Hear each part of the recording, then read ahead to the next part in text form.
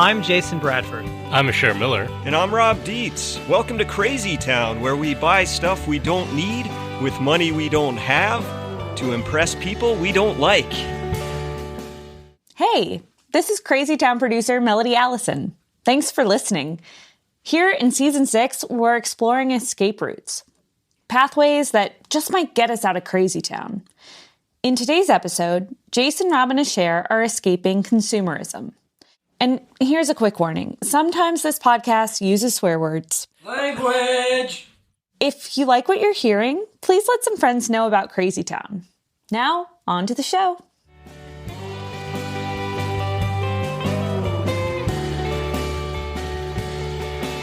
Hey, so sometimes I like to think of Crazy Town as a bit of therapy. So I would like to share a traumatic story of my past with you two to open this episode. You got to do your Freud kind of hey, man, whatever. deep listening. That's not how Freud spoke. Oh, okay. Tell me about your mother. It's I not. don't know, I sound like Latino, man. It's That not. was pathetic. This therapy session is off the rails already. So, Rob, I want you to know, it's not what's wrong with you. It's what happened to you. Okay, thank you. Tell me. Okay, so when I was a 17-year-old about to embark on my college career, I needed to get some money to help pay for said college.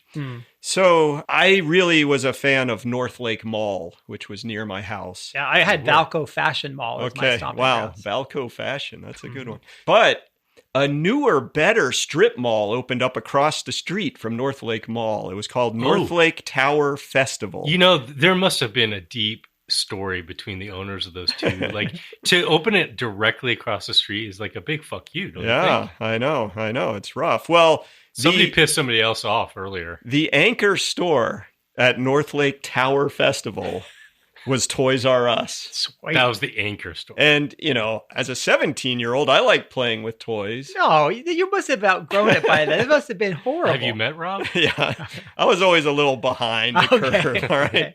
Took him till he's 29 to get over that. Right.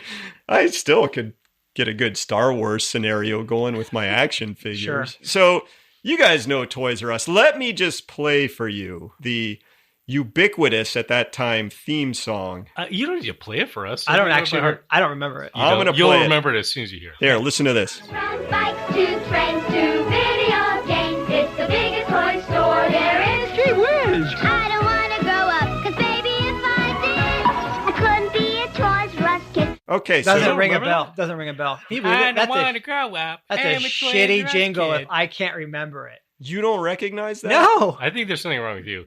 that's incredible. I'm amazed. Yeah. Well, so I had to listen to that song on repeat That's- all day long, every Oh day. my God. Wait, they would play it in the store? They'd play that in the store. God. They would play Carly Simon tunes. And... My mirror neurons are in pain right now. So one of the things about the Toys R Us, just the sheer length, height, width of the store was incredible. The colors, like the pink Barbie aisle. Yeah. It was just like kind of a explosion of your senses. Yeah. Yeah. And the thing about it that was really good, like I said, I want to get money for college. I made $4 an hour. That's Oh not my gonna God, help. you were just rolling in it. Yeah. Yeah. And $4 an hour. what I remember about that Wow. that summer They were is paying kid salaries. Yeah, Toys that's R Us. right. There's an allowance. Well, so this is the thing. I remember just wanting out the whole summer. Like, I didn't want to be there. My favorite parts of the day were when I could hide out in the warehouse and just stock diapers or whatever. You know, I wouldn't have to be out on that floor. Yeah. Closing time Wait, was they were awesome. selling diapers? Oh, yeah. Diapers and baby formula were huge there. Gotta run to the Toys R Us to get myself I some know. diapers. They were toy diapers. right, they're for little stuffed animals. And Little stuff. Barbie diapers and Right. stuff. And like Oh, those are really small. Cabbage Patch Kids. I remember Yeah, those. they had Yeah. diapers. Okay. Well, closing time was also a favorite, despite the mess the store was. Imagine how messy a Toys R Us yeah, because gets kids by are the end of taking the day. stuff out and then just dropping on the floor. One of my favorite things to do there was send people elsewhere. So I remember one time they used to sell Huffy bikes, and this guy came in. He's like, "Hey, I was thinking about getting a bike for my daughter. What do you recommend?" And I was like, "I recommend you go to the bike store." Right, because there's this bike will I mean, break. I was also just a 17-year-old ass. Yeah, I guess you so- weren't getting paid on commission. That's Yeah, yeah. Well, and then, of course, Toys R Us went bankrupt in 2018. And there's a guy named... Probably couldn't pay its medical bills. A day that will live in infamy. Yeah. There's a guy named Chase Holfelder who recorded kind of a remake of the Toys R Us song that I want to play for you guys. Okay. Check this one out. I don't want to grow up, because if I did, I wouldn't be a Toys R Us kid. That's actually good. I like that. So sad. I like that. Yeah, he turned it into a dirge, right? It's like beautiful. the death of Yeah. Toys R Us. It's good. It's really incredible. Yeah.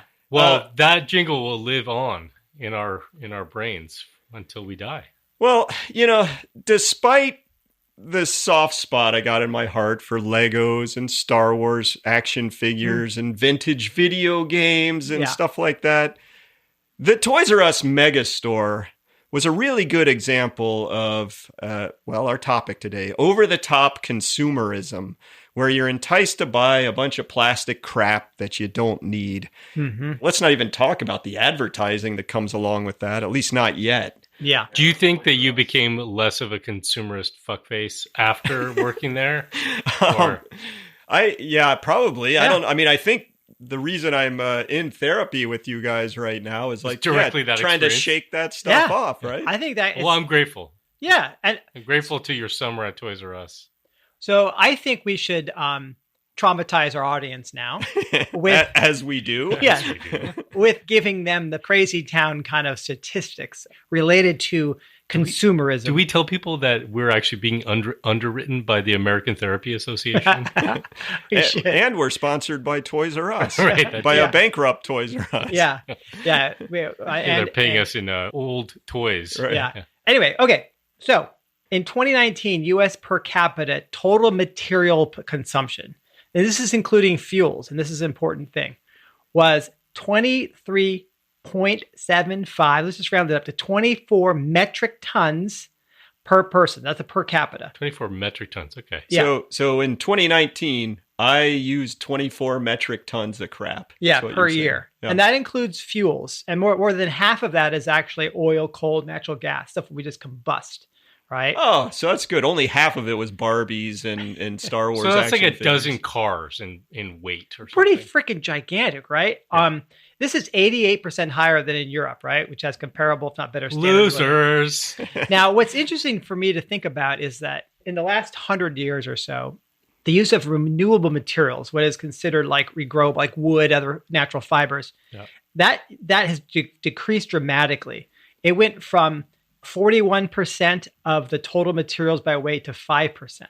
So 95% of what we now are quote unquote consuming is non-renewable materials. Great. Right. Yeah. I mean, 41% wasn't that great. And that's because there's minerals like, rock and sand, these things that don't regrow. Like you mine this stuff out. Yeah. Was still like 60% of the US economy 100 years ago. Now, what's interesting to think about it is you talk about the plastics in the toy store and stuff, but currently about 80% of the non-fuel consumption of materials goes towards construction. Wow. It's like the freeways expanding, the malls that the Toys R Us All goes the houses of suburban sprawl. Yeah. and also houses are getting bigger. So in 1920 to 2014, the average floor area in a U.S. home increased from a little over 1,000 square feet to almost 2,700 square feet. Well, that's progress, right? Yeah. And Wait a second. yeah. I'm feeling like bad about myself now because when I moved from California here, I had a 1,200 square foot house in California and I doubled the size You of my doubled the house, size, which yeah. was insane. Yeah. You're We just couldn't believe. you're just trying to keep up with the times. No, we're not even keeping up. That's still You're still smaller. below. You're still smaller than average of the current new home. But here's what's interesting. You have 4 people in your home. Yes. So the average U.S. And a home. dog. Yeah, and a dog. The average U.S. home actually now has 2.5 people. Oh, sweet. Well, but you're behind. Oh, because, so if we actually think about it per person, yeah, you're behind. square foot, we're way behind. But if you do the math, like there was more people living per home in 1920 than there is today, right? Yeah. So actually, per capita today, everyone has the equivalent of what a family of 4 had together in, By 1920. Again, Yeah. thank you for reporting statistics of progress. Yes. Yeah. I want to take you guys to sort of a culmination of consumerist culture. You know, you're talking about the houses getting bigger. Yeah. And of course, with a bigger house, you got to fill it with more stuff, I guess. But it starts overflowing. Yeah. So what do? It's hard to get the balance right. Well, Yeah. you know, this is why America is so ingenious. You go rent a self-storage Yes, unit of where you course. can keep your excess stuff. So Yeah. I got a bunch of stats on self-storage. So Yeah. we're going to play 2 truths and a lie. I'm going to read you 3 statistics, one of which I made up. Good. And you guys try to suss out what it is. Okay. Okay, here's one. We've got greater than 1.8 billion square feet of self-storage space in the U.S. That's approximately the size of Washington, D.C. Okay, there's one stat for you. No calculating. This is all intuition. Jason's reaching for a calculator. Okay. I'm just doing the per capita. That seems reasonable. Do it Go in ahead. your head. Come on. I did. Okay. Stat number 2, public storage, which is the very generic name of the largest self-storage company in the United States. You can get that under New York Stock Exchange abbreviation PSA. Buying some. Yeah, so this company, Public Storage, was the fastest growing company in the United States during the aughts. So from 2000 to 2009. Mm-hmm. Okay, here's your third stat. There are 50,000 self-storage facilities in the U.S., a number that is more than the combined total of Subway, Starbucks, and Walgreens outlets. Whoa. My gosh. Whoa. Those are your 3 stats. And we're supposed to figure out which one's wrong. One is false. So let me first commend you, How many? because you did a pretty good job Yes. coming up with. I mean, they're all insane, right? They're all insane. And All of them. I couldn't believe any of them. This is a problem for me. See, I'm smart, so I have a theory here. Uh-huh. Uh-oh. But no, you go first, Jason. I'm going to say the 50,000 one is that number is too round, and it's just, Subway, Starbucks, Walgreens, too convenient. Wow. That's bullshit. I'm calling you on that. I puppy. hate my voice when you're mimicking it. It's terrible. I am going to say it's the second one, and here's why. Because you said the aughts. Yeah. That was a period of great growth for a lot of companies. So it's not because maybe public storage wasn't growing a lot, but, A lot of stuff was growing. I mean, isn't that when Facebook came online? Even Starbucks, I bet, was growing faster. There was this great Onion headline, which was Starbucks' next growth strategy is opening Starbucks in their own bathrooms. right. I mean, they were growing like mad. There's like pictures of Starbucks kitty corner each other Yeah, in the exactly. same block. I mean, that was just ridiculous. Yeah, so I'm going to say it's the second one is not. Okay, well, I'm going to tell you, and I hate this Right. because, Cher, you premised all that with saying, I'm smart. and I'm it turns not. out you are. Oh, So we've Yes! just for once in his life, we've corroborated his intelligence. Dunning-Kruger has got nothing on me. Yeah, I kind of thought that could have been a giveaway because, like that's when the tech boom really was taking off too. So, well, can we just look at the public storage, the self-storage as being emblematic of this acceleration in consumerism? sure. Let's pick an emblem. I mean, care. here's a real stat again. In 1984, there were 6,600 self-storage facilities in the U.S., and now there's 50,000 of them. I mean, That's progress. Something I read was that 65% of the people who have self-storage also have a garage. Of course. So Right. it's not like... The walk-up apartment It's in New not York City. exactly. people. It's not like, oh, I downsize, I have a small space, so Yeah. I need to have I live on my storage, whatever. Right. Exactly. It's No, not those it's not people. that. No. It's 65% of them have a fucking garage. Probably a 3-car garage. Right, exactly. hey, the garage is sacred space for the car. Right, of course. We shouldn't even consider it as something that You can store a lot of stuff in your car too. You talked about self-storage as being kind of emblematic. I think that what's happened with fashion and the acceleration of what people are calling fast fashion is actually really telling in terms of what's been happening with consumerism. Because, the truth is, and we've talked about this before, consumerism became this sort of staple of the American economy and the global economy decades and decades and decades ago. It was sort of born out of industrialization and overproduction of stuff. And they started advertising and loans and all the things that they did to kind of make it possible for people to buy shit, right? So we've been on that path for a while. But there's an acceleration that's happening. Yeah. And fashion is really interesting. So here's my turn to do stats. There you go. We each get a turn. In 2015, according to True Cost, the world consumes around 80 billion new pieces of clothing every year. That's like 10 billion. per person worldwide. Yeah, a little bit more. Yeah.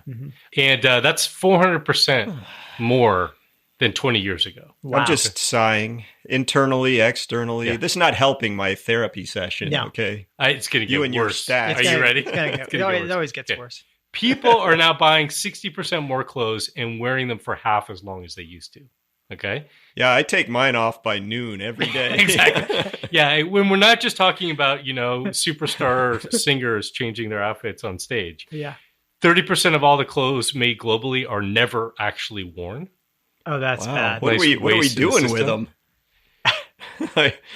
I don't know. There must be in they don't self-storage sell- units. No, they probably don't sell. Actually, this is a good question. How many of them were sold and never worn versus just never sold, right? Yeah. Good question. And then let's just talk about some of the environmental impacts, right? Yeah, because why not? Let's get Sure. really depressed here. Textile waste is the fastest growing part of the waste stream of the United States. And that's why we're highlighting it. This is Yeah. so fantastic. Yeah. You know when you're paddling down the river in a canoe and it's just shirts and pants and you can barely get the canoe through all of that? It's the worst. Sadly, in some places in the world, it's kind of like that. In the U.S., 80% of used clothing is either sent to the landfill or incinerated. So people think when they donate clothing or they return clothing, whatever, it goes on to another home that's in need, whether it's in the U.S. or somewhere else. But 80% of it Yeah, because most of it's probably pretty crappy. Let's talk about some of the social implications, kind of the injustice of it. So who would you think is the richest man in the world? Who comes to mind when you think Well, of in our- the Yeah, I richest think that person in the world? Bezos is In our kind of False Prophets, we had the Elon Musk episode about Elon Musk brought to you by Elon Right. Musk. I would guess him. Well, not anymore. He's been canceled so much because of his outlandish behavior. Well, so. he's still number 2. So according Okay. to Forbes, He's still number Elon is number 2. Wow. Bezos is up there. The wealthiest person in the world is Bernard Arnault, Frenchman, made all his wealth in fashion and luxury goods. He's worth about $180 billion. Wow. Sweet. The fashion industry is actually one of the largest employers in the entire world globally. Something like 75 million people are employed by it. According to the nonprofit Remake, 80% of apparel is made by young women, so ages 18 to 24 around the world. Often working in dangerous working conditions, getting paid for very low pay. So, the contrast between Arnault and the reality for many, many primarily young women around the world producing these things that people don't wear. Well, I think, when you think about fashion, you often think about something that is, stylish or, some designer has gone through but a lot of it's just complete junk. Like, what's driving me crazy, I've noticed, is that all the sports teams now have a new uniform, a new hat for almost everything. Every season. Oh, right. Like it's Mother's Day. You got to wear pink. Exactly. Right? Our damn cancer or military appreciation. All the things that nobody really should give a shit about. It's just driving me crazy. If you're going to buy a souvenir shirt, you got to get the one with the athlete's name on the back. And, you got to get a new one the next year with the new athlete. Yeah, because they keep getting rid of the athletes. Well, and that's something else about fashion, which is that it's become so connected with individuals and celebrities, right? I mean, I don't know if it started with Michael Jordan and Nike, but that didn't used to necessarily be the case. I mean, fashion was set, in different ways, and that's why, we think of things being fashionable is right. It's like it goes through these cycles or these periods or whatever, and it's influenced by people, usually the wealthy, right, or whatever. But we've attached it so much to like individual personas, and for celebrities, athletes, a lot of the money that they make actually comes from endorsements or having their own product lines that they have. Yeah, the smart ones do that. The Jordans and the LeBrons, they run their own exactly. They start their own businesses. Shops. Yeah. I think the sports jerseys is a good example of how people out here can get drawn into it. It's like, oh, I got to get the new jersey, and and I'm even guilty. Like I bought my daughter the special Rose City jersey version of the Portland Timbers because it was a cool new one. So it's okay to buy something every once in a while, Rob. Well, I did incinerate it immediately because that's what our culture says. You had to wear do. it once, right? Here we are talking about the stuff that we've collected, just consumerism run wild. And you played some clips for us earlier, Rob. When I think about stuff the first thing that comes to mind is the George Carlin bit, A Place for My Stuff. Absolute You guys, classic. Yeah. I mean, the whole thing is worth watching, but I'm just going to play a little bit, that he did from one of his shows. You know how important that is. That's the whole meaning of life, isn't it? Trying to find a place for your stuff.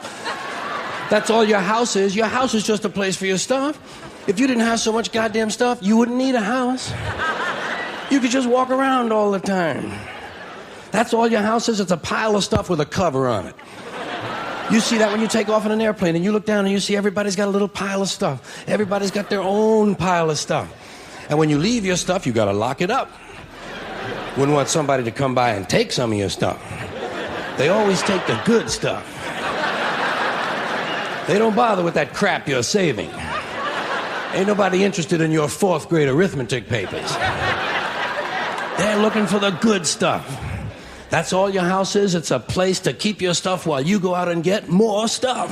That's pretty good. Yeah, that kind of sums it up right there. Well, I mean, to me, it's hilarious. He's almost just stating it's obvious. facts, but it's so funny. Right. I love, my favorite part of the thing is, have you noticed that their stuff is shit and your shit is stuff?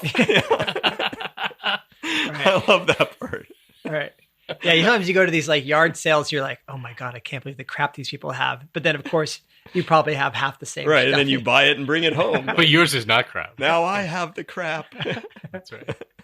Well, there is some awesome stuff out there that you do need to sock away in your house. And here's what the one I found is called hander pants. What? And it's underpants for your hands. What do you mean? Is that they call gloves?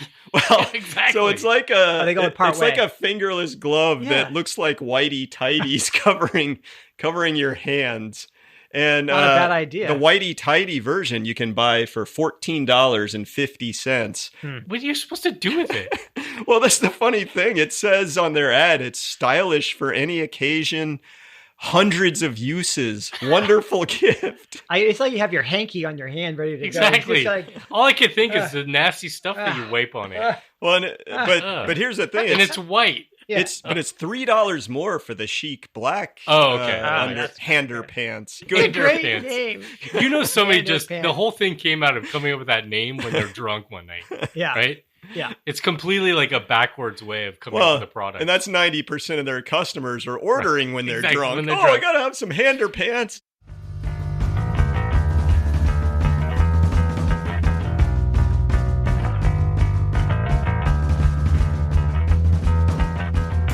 This is a message to all you crazy townies out there.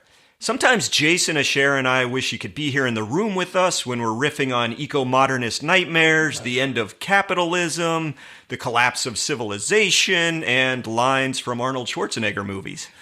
Since you can't be here, maybe we could still be in contact in another way.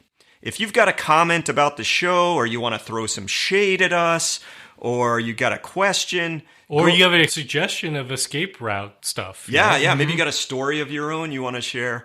Go over to Apple Podcasts or iTunes and leave us a review and write your comment there. In your comment, include your idea, whatever it is, and we'll think about sharing it in an episode. How's this? I'll be back. Is that any good? Oh my God, that's terrible. You try it. You try it. Get to the chopper!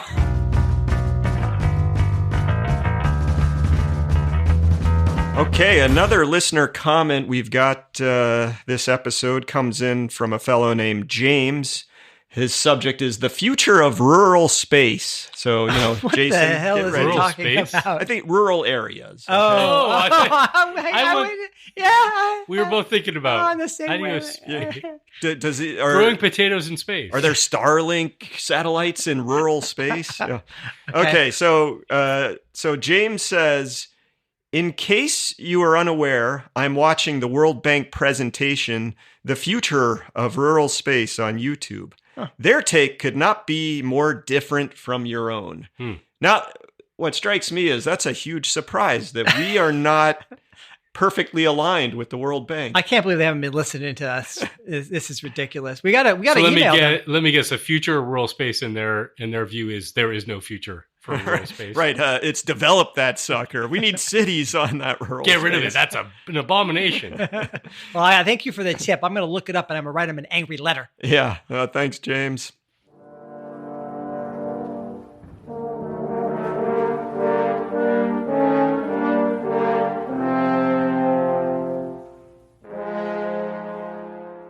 So here we are at the Marvin Harris Memorial Lens of Doom as it applies to consumerism. And the quick reminder, Marvin Harris was a anthropologist, sociologist type who had a little theory called cultural materialism, in which he said the infrastructure, the surroundings, play a huge role in determining the structure or the rules and policies that bind society together, which in turn plays a huge role in shaping the superstructure or the culture and belief systems, right? Mm-hmm.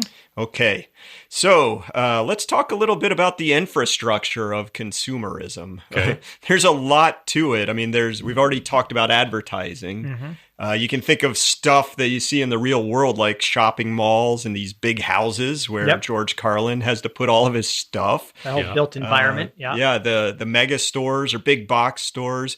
We've talked in the past about cargo ships and the containers, the standardized containers that can go off the ship and onto rail and truck and that amazing all the infrastructure. highway systems. That's right. Yeah. Yeah, I listened to an episode of a podcast that's put out by The Atlantic recently, and they were looking at barcodes, the UPC symbols on every product. And that was a huge thing for standardizing the checkout line, but also inventories and making all that stuff more efficient. Have you guys been to a store recently where like the barcode didn't work and they had to punch in like the 18-digit number? God. But think of the sorry employee that used to have to put a price sticker on every single product. Right. Right. Yeah, I mean, there's other stuff too, like Amazon and related businesses, the delivery trucks and delivery services, the computer networks that are behind all of this, like PayPal and software services. I mean, huge. And it's like the infrastructure of life. You're just scratching the surface, I'm sure. Well, and there's the thing about all the supply chains of these things, right? So when we talk about fashion, for example, there's the global international commodity market for things like cotton and which is a whole shit show. I've been to cotton fields in Arizona. It's just incredible. Well, and I've seen the movie Trading Places where they are trading orange juice futures on the commodity exchange. So that's my those education. High stakes trading. Yeah. I think the other thing that's important about fashion is that, since we waste so much of it, right, it doesn't build up in our homes. It doesn't it goes away. It goes somewhere. And my favorite example of that was when I would travel, there would be these stores called USA stores in different countries. And you walk in and it's like reams of like compressed blocks of T-shirts from the United States. They were almost generating a fusion reaction. Yes, it was so dense. And I every once in a while you'll see like some documentary where they're in some country like Guinea-Bissau in Africa or whatever, and someone's wearing like the Super Bowl winner shirt. You know what I mean? Yeah, so they printed up all these T-shirts. The team that didn't win. Yes. Yeah. Right. Right. Yeah. Right. So in some part of the world, you're saying in Guinea-Bissau, my Atlanta Falcons actually held on to their lead against the New England Patriots. And there's a whole village celebrating that. They're just wearing that T-shirt.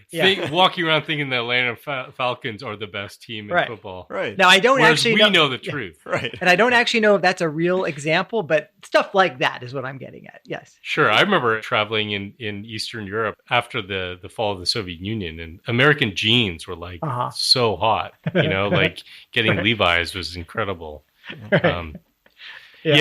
Well, so we're talking about infrastructure.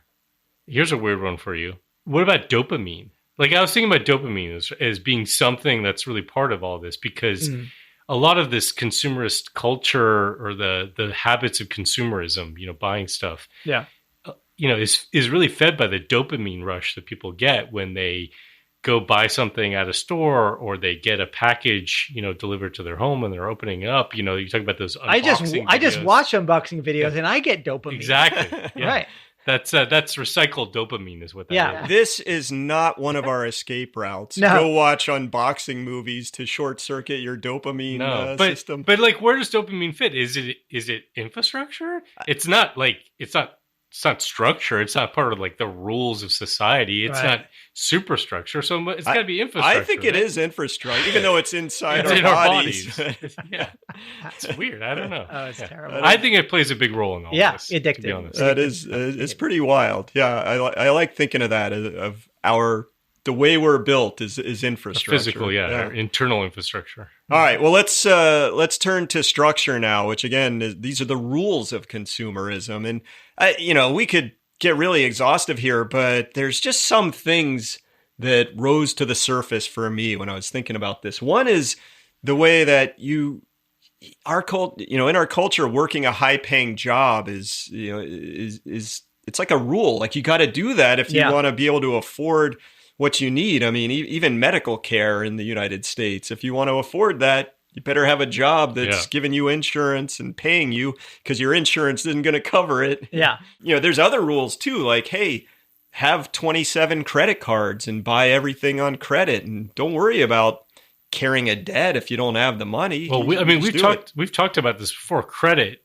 was a huge the invention.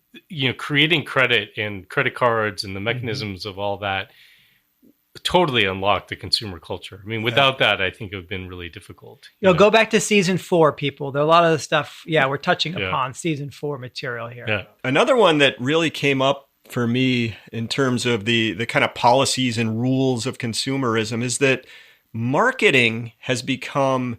It's a major field of study that you apply to every single business. Every business that's out there has teams of marketers to push their stuff. And the team we have at Post Carbon Institute, incredible. Well, I mean, we do have communication staff that is incredible, because we have to get our message out there. But they're not trying to sell you a bunch of plastic crap. It'd be easier for it would be a lot easier. I know. What we're trying to sell is the hardest Depression. stuff. Yeah.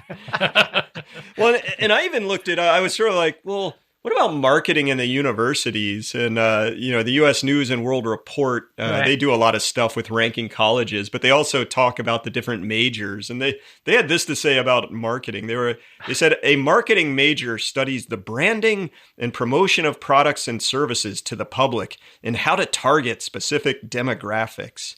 It's like, God, I'd be so proud of my kids if they went into marketing. It's a field of study. I know, I can't believe it. Well, but it psychology. Actually makes a big difference. Yeah, applied psychology. Good marketing. Like, you think about Nike and the Just Do It ad. It was incredible.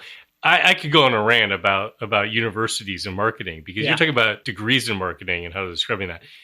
Let me just tell you how much fucking mail my family has received in the last, I don't know how many months, from every university in the entire country, practically.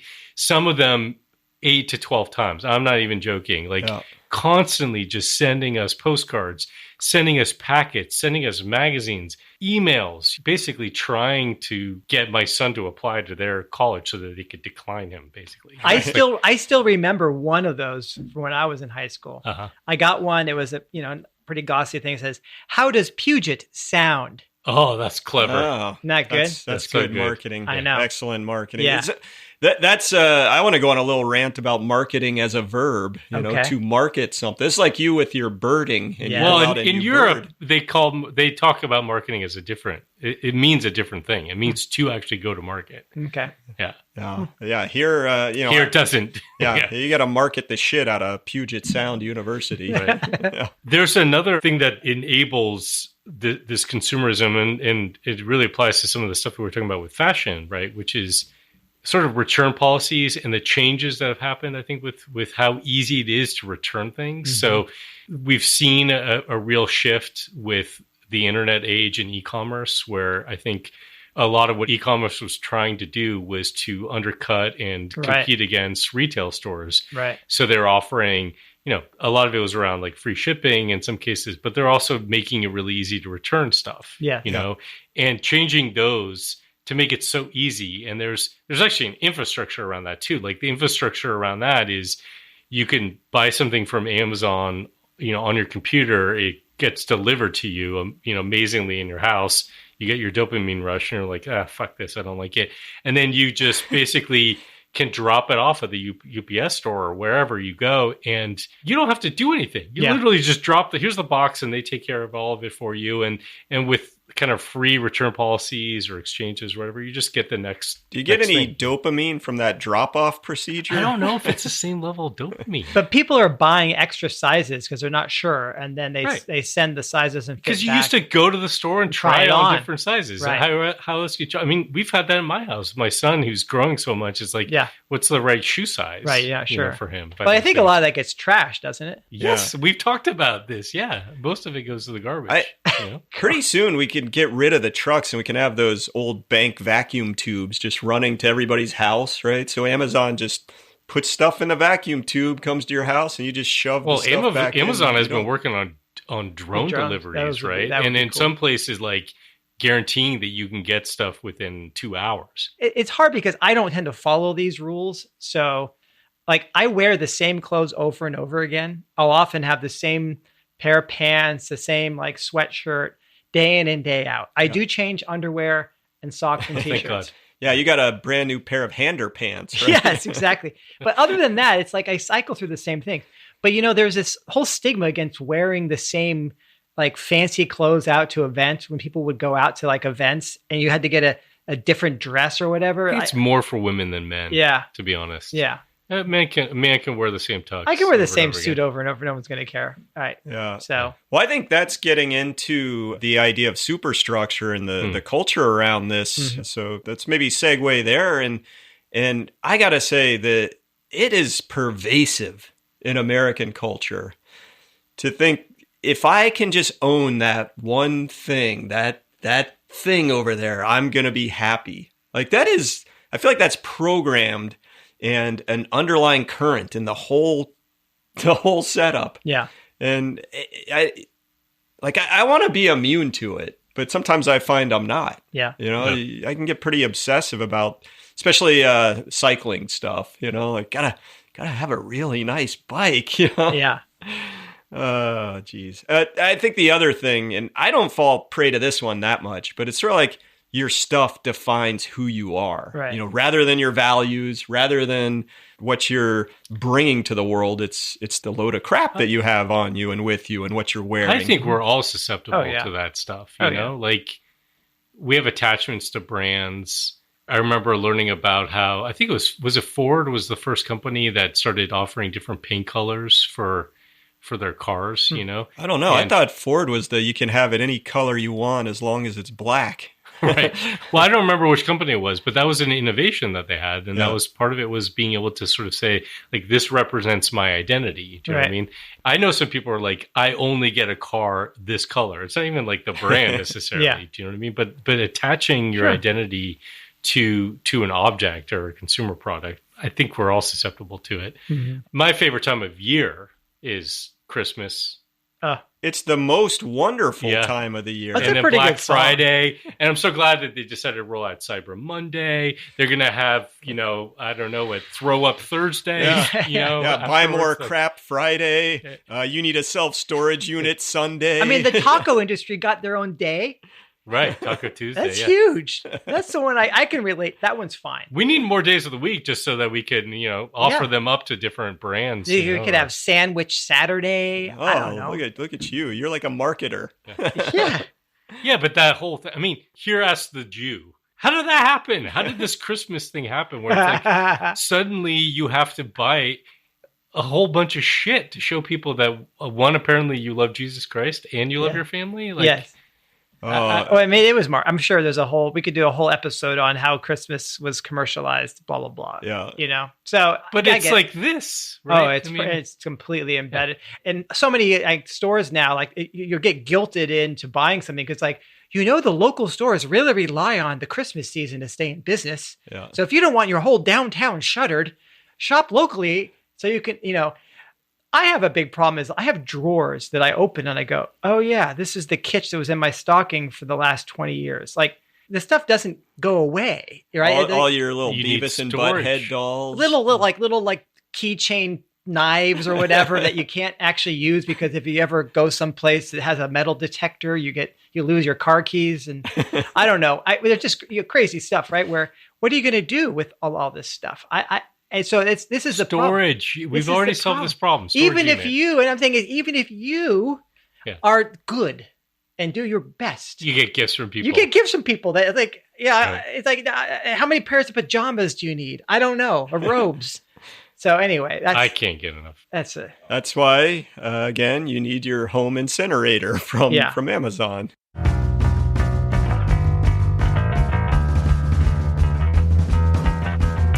Every decision I've ever made in my entire life has been wrong. My life is the complete opposite of everything I want it to be.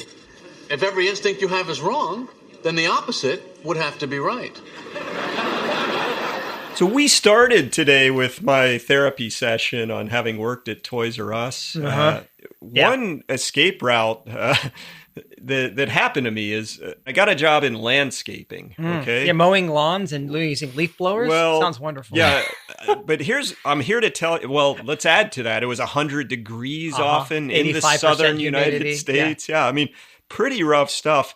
It was way, and I mean way more fulfilling. Were you like listening to Toys R Us jingles while you were doing of course I was. But no, I mean, I can't say the work was unbelievably meaningful, but it was much more meaningful, and I was at least outside. I wasn't surrounded by, Technicolor plastic shit all day long. And those Atlanta glass office parks looked wonderful because of you. Yes, okay. It was really quite nice. So I mean. To me, that's a first do the opposite is just avoid if you can. Retail. Yeah. Well, I complained about, getting gifts and stuff. My wife actually has a nice set of rules for this. Like there's an exception so she has a structure. She does.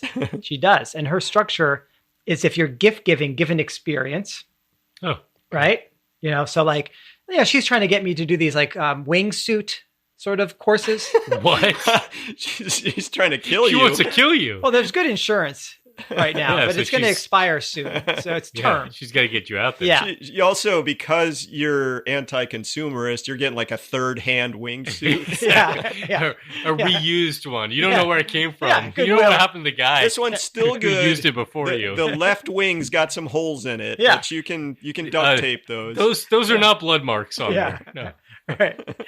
The other rules, it's like it's got to be edible, drinkable, or burnable, like candles or a cord of wood. I was going to say everything's burnable, right? You just need some gasoline. A cord of wood as a gift. Yeah. Here's a few more infrastructure changes that I would want to see. I mean, one would be a complete boycott of the storage industry, maybe except when you're moving or something like that. Mm-hmm. Another would be getting rid of or downplaying, to the extent you can, advertising. Yeah. And I got this pretty cool ad blocker software. Mm-hmm. We have to use computers for this godforsaken work that we're doing here. Yeah. And I noticed the ad blocker works really well. Like Asher, you're always sending depressing articles that I need to, maybe it blocks need to read. The entire article. Well, it will. It'll say like, oh, sorry, you have to turn off your ad blocker to access this news website because that's how they're making their money. And it just saves me time because I don't read your article. It's time and psyche, right? Yeah. A friend of ours, Steve Lambert, who's an artist, years and years ago, he developed like this Firefox add-on, which was basically an ad blocker, but what it did was replace ads with beautiful art. Oh, that's nice. Which is really sweet. Lovely. Yeah, that's pretty cool. Yeah. I like what you were saying, Jason, about the Costa Rica, small hut or whatever. Like I like to think of infrastructure that a backpacker or a bike tourist has. Like or Jack Reacher. Yeah. Yeah. Well, I mean, it really is like down to the essentials and the simplification that comes with it. I mean, I think that's why so many people like backpacking. Right. Well, I have a confession. So talk about essentials. I was backpacking. I was in Europe for 7 months, and when I was in college in the early 90s, and at the time I was listening to the Grateful Dead on cassette tapes. Nice. and I was going to be gone for 7 months. Wow, how many cassette tapes? So I brought 60 cassette tapes, and that's sad. That's for one concert. You're right. That's not like a brick at the bottom of my huge backpack. That was like at least 10 pounds, and That's I had ridiculous. to take that with me. So, your essentials and my essentials, Rob, might be a little different. Yeah, well, I mean, it makes sense to me. I mean, you're going to not have underwear, but you're going to have Grateful Dead tapes. Well, I think we should call back to Vicki Robbins, Your Money, Your Life. Yeah. Because she talks about the meaningfulness of time. And this also then relates to the meaningfulness of stuff. If you think about if you're spending your time working, right, and you're making money, you have to work more to get all this stuff, to maintain all this stuff. Yeah. And so if you can focus on the meaningfulness of stuff and pare it down, then your finances really become less of a critical thing. Like that can be secondary in your life rather than the primary thing you need so that you can have this stuff. Yeah, it's huge. I feel like that's how I won't say got ahead, but caught up after I left college. I was in debt and I just didn't buy anything for 3 years, And I remember it as a really happy time. Yeah, paid off all my student loans, and it gave me the freedom to change careers because I didn't like what I was doing. There's two things about that to me feel really important. One is, you were talking about the need in order to get this stuff, the need to get a job and the pressure that creates.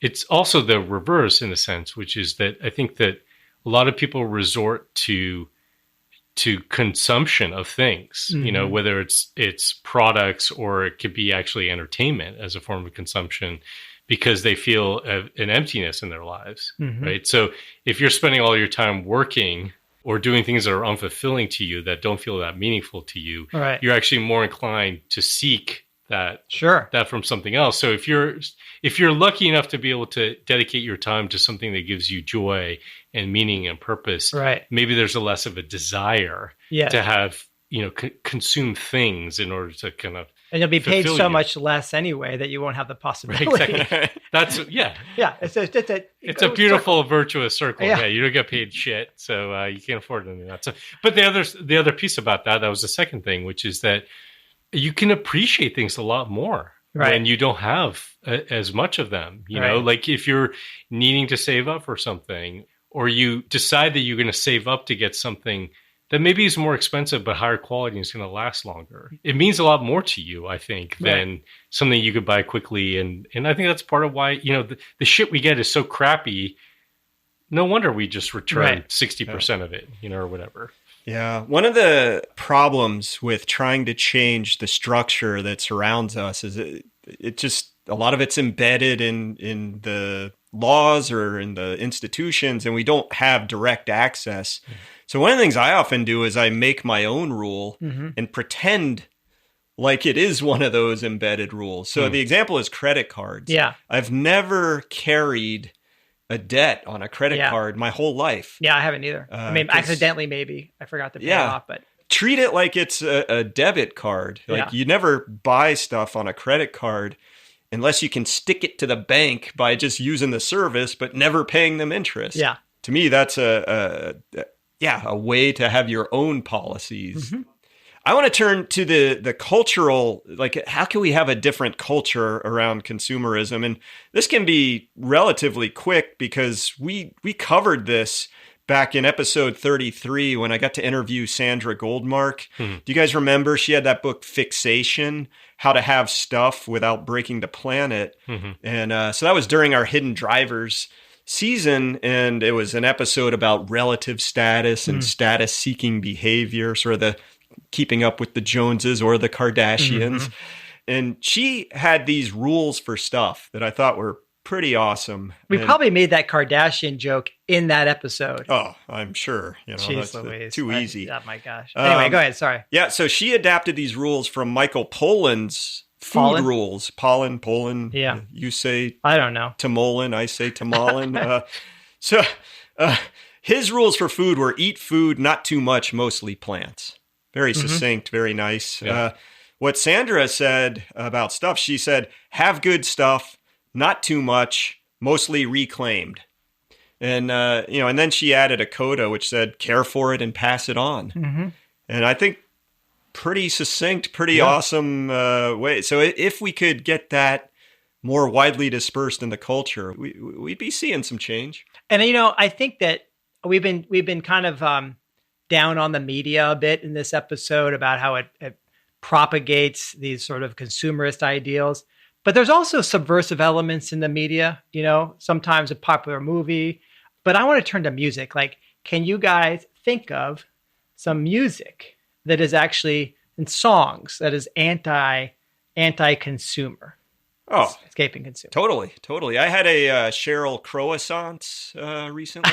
Croissant. Yeah, is that she's outstanding performer. Yeah, I actually saw her in concert once. It was really good. Anyway, she has that song "Soak Up the Sun," right? Where my favorite lyric in that is, soak up the sun. My favorite lyric is "It's not having what you want, it's wanting what you've got." That's nice. Yeah. Okay, can you guys figure out which the song is? All right, ready? What's the matter with the clothes I'm wearing? Can't you tell that your tie's too wide? Yeah, that's the Billy Joel song. Maybe I should buy some old tab collars. Welcome back to the age of jive. You stop. It's a good one. It's still rock and roll to me. Yeah. Everybody's talking about the new sound funny, but it's still rock and roll to me. All right. It's a great song. I love Billy Joel. Now, here's the deal. That song was a consequence of Billy Joel getting pressure from like the music industry. Didn't he record a song called Pressure too? Yeah, he did. Okay. But they were pressuring him, this is 1980, to like get into the new wave, get in, something a little more synthesize-y and stuff like that. And he just like, no, like this fashion-y, gimmicky, fatty stuff. It's not about that. Let me share one more song because we got to have something that's from modern history here in this. It can't all be Grateful Dead and Billy Joel and even Sheryl Crow. Yeah. So there was this song that came out, I think in 2022 by a performer named Jax called Victoria's Secret. And the lyrics in there, she says... She sings. Why don't you sing it? I don't know the tune very well. Okay. So, and I'm not going to perform live like you just did. She says, I know Victoria's Secret. Girl, you wouldn't believe. She's an old man who lives in Ohio making money off of girls like me. Cashing in on body issues, selling skin and bones with big boobs. I know Victoria's Secret. She was made up by a dude. That's good, man. That's pretty good. Yeah, I think that's a really good song. And it's kind of about, don't fall prey to the deception. Who gives a shit about the Joneses? Well, and that's the thing is when you peel back the curtain on it a little bit, you just see like a that Wizard of Oz. It's all manipulation, right? And you've got these companies that are basically selling products to fill an emptiness that's in our hearts, and basically co-opting people that we look up to who maybe were creative and wonderful at one point or whatever, and then became sellouts. Here I'm being super simple. Well, wait till you hear who we have as a sponsor today. Wait till the end to hear that one. Right. Okay. So is anybody doing this? Like, can we give some, we're saying here, we should maybe do this kind of stuff. Where can we turn to for inspiration? There's this Swedish concept called lagom, which sort of means lagom, which sort of means just the right amount, enoughness. Right? Is that a word? Enoughness? Sure. And let me just You're asking the right guy. Yeah, Enough exactly. is enough. Great book. Buy it. Yeah. Give it at Christmas. I should put out a Swedish version. Yeah. Lagom is lagom. Yeah. But can I just say I'm proud of you, Asher, for attempting a Swedish accent without doing it Muppet style Swedish chef. Yeah. Yeah. It's less offensive. Way to go. Oh, it's probably still offensive to our Swedish listeners. Yeah. And it's sort of, there's this social cohesion that happens when like, you don't take too much. You're happy and just have enough. So there's always then a fair share. It's also about thinking about others, not just about yourself. Well, does it tie to what you were just talking about, Asher, with the idea of there's an emptiness? Yeah. And so instead of shopping or having an instant dopamine hit that goes away also instantly, that if you can think about how much is enough and be satisfied with that, you're just so much more secure and so much less susceptible to that emptiness. Yeah. Yeah, I think it's true. Were there any ABBA songs about that? I don't know. My God, there's got to be a modern popular Swedish artist. We'd have to go back to ABBA. They had a great ABBA tribute band at the Benton County Fair. Anyway.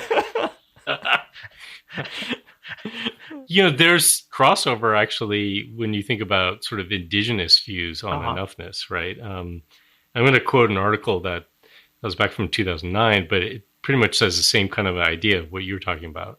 And I'm quoting here. An indigenous system is based on prosperity, creation, kinship, and a sense of enoughness. It is designed for sharing. Potlatches, giveaways, these involve deliberately accumulating wealth as a person or as a family or as a clan for the sole purpose of giving it away. That puts in motion a continual ongoing requirement for redistribution. So it's kind of like flipping it on its head a little bit. And it just reminds me, I want to give a plug for another podcast that we've produced called Holding the Fire, which is interviews with Indigenous thought leaders from around the world, where they talk a lot about the cultures that they come from, and maybe something for us to learn from and take in for sure. Yeah, I like that idea a lot, and even just kind of putting it into practice a little bit where I live is the whole idea of sharing with your neighbors and being able to give away, like when I have something that I don't need or I have extra produce that I've grown or whatever, like that kind of stuff happens a lot. Yeah. And I think our culture, unfortunately, has sort of like shied away from that in a sense, but I've gone the other direction. Like I am completely okay with asking anybody in my neighborhood for anything of theirs. That's great. A cup of sugar. Maybe they think I'm, something's wrong with me or something. But no, seriously, I'm like, do you have a miter saw that I could use? Can I use your lawnmower? Like, I don't want to buy all this crap, and I don't need it for much. That's good. That's the other thing is we were talking about dopamine earlier. The dopamine you get from buying something or unpacking something. That I would say the dopamine of giving something, of lending something, it's got to be at least as high. It's a true dopamine hit. Yeah, this is going to be like such a trope. But another thing to keep in mind is just the 3 R's, right? Of reduce, reuse, recycle as a hierarchy. Mm-hmm. I know we've heard it ad nauseum, but it's there for a reason. And I think it's a pretty sound, you talked about rules earlier. I think it's a pretty sound one as well. And, and then buy stuff to last. I mean, I talked about that a little bit earlier, buying things that are made out of quality, buying things that you can actually repair. There are efforts underway now to push back against the fact that most of the things you buy now, you cannot repair them. Right. You can't disassemble them or whatever. And there is starting to be a pushback against that. Learn how to sew yourself. You got to get, I know that you're looking for a pair of crotchless panties for yourself, Jason. Yeah. Sew your own. Why? Okay. Why? Why? I didn't ask why. No, not why as he lived. Why do you have to bring this up? Just a great example. It's imagery no one needs. Real world example. No one needs it. Yeah. Well, look, at the societal scale, besides, sort of in your own household, I think there are things that we can support as well. In looking for some ideas for this episode, I came across a book by Wendy Wollaston. She's a professor historian, and she wrote a book called Crap, A History of Cheap Stuff in America. Nice. Yeah. And she had this, I listened to her on a podcast, and she had this pretty cool summary of how things used to work with clothing. And she said, historically, clothing would be refashioned over time. So I have an outfit and it would get worn. So the first thing you do is you would re-dye it, get the color back up to snuff, and you would re-sew it if there's anything that needs that. And then over time, that would get kind of worn out. And so then what they would do is they would take it apart. You would take the stitching out and you would re-sew an article of clothing for a smaller person out of it. And then when that got worn out, there were people who were rag dealers that would come around, and you would sell this used piece of clothing to a rag dealer who would then get it converted into paper or another usable thing. Yeah. Now, we might not be able to get back to that. No, but I think, there is the Patagonia kind of movement, right? Where they're actually selling their own clothes that has been worn before, the worn wear program. And they do some repair and they do a lot of recycling. If it really is worn out, they'll try to recycle it into something new. So that's cool. Upcycling is the other term. Yeah, I mean, Patagonia, I think, has been known for a long time as being at sort of the vanguard of efforts to rethink what a corporation kind of does, right? Yeah. You think about a company that's selling apparel products, changing the entire business model. There need to be more of them. Interface is the carpet company was another one that people have talked about. We need a lot more of them, obviously, to do that. But it's great to have those examples from the corporate world. I think it's worth talking about what people are doing on a policy level as well. Yeah. And got to go to the most brilliant country on earth, the French. Really? You certainly can't stay in America for good policies on consumerism. So a couple of things. In 2016, they passed a law in France that forced supermarkets to donate expired food. We could have a whole conversation about wasted food, right? As long as there wasn't a safety risk, right, with that food. And 3 years later, it appeared to be working. Donations to food banks are up 20%. In 2020, they passed an anti-waste law for a circular economy. Wow. And, I think it's early days yet, but some of the key things that were put into that law was no destroying unsold or returned items, right? Jeez. And we've talked about that with the fashion industry, right? Yeah. All plastic needs to be recyclable by 2025. Gee, that's coming up. 50% reduction in single-use plastic bottles, phasing out of paper receipts. Fast food takeout restaurants have to stop using plastic containers, I guess, by last year. Wow. I don't know how they did. Informing consumers about repairability of their products, what we talked about earlier. Helping them make decisions about longevity, environmental impacts of their products. So, really trying to push on kind of incroyable incentives and regulatory structures, to shift that. Well, très bien. If there's one thing that Americans like, it's the French. Yes, and to learn from the French. Mais oui, bien the sûr. French example. Oui, excellent.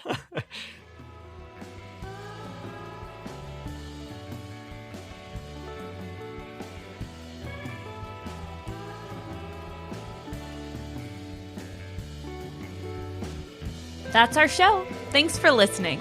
If you like what you heard and you want others to consider these issues, then please share Crazy Town with your friends. Hit that share button in your podcast app or just tell them face to face. Maybe you can start some much needed conversations and do some things together to get us out of Crazy Town. Thanks again for listening and sharing.